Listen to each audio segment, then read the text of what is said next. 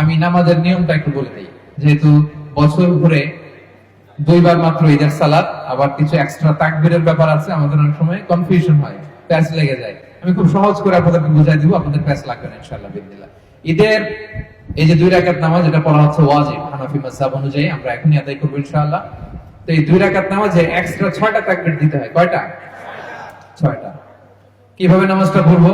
আমরা আল্লাহু আকবার তাকবীরে তাহরিমে বেঁধে নামাজ শুরু করব। এরপর আমরা সানা পড়বো, সুবহানাকাল্লাহুম্মা ওয়া বিহামদিকা। এই সানাটা পড়বো।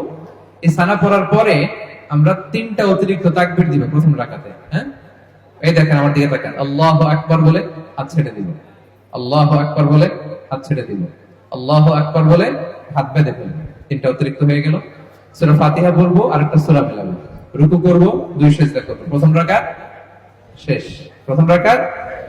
দ্বিতীয় রাকাতের জন্য দাঁড়ালাম, দাঁড়িয়ে সূরা ফাতিহা পড়বো, ইমাম সাহেব সূরা ফাতিহা পড়বেন, এরপর আরেকটা সূরা মিলাবেন। এরপর রুকুতে যাওয়ার আগে অতিরিক্ত 3টা তাকবীর আমরা পড়বো। প্রথম তাকবীরে আল্লাহু আকবার, হাত ছেড়ে দিব। দ্বিতীয় তাকবীরে আল্লাহু আকবার, হাত ছেড়ে দিব। তৃতীয় তাকবীরে আল্লাহু আকবার, হাত ছেড়ে দিব। 3টা তো শেষ। এরপরে চতুর্থ তাকবীরে কই যাব? রুকুতে যাব।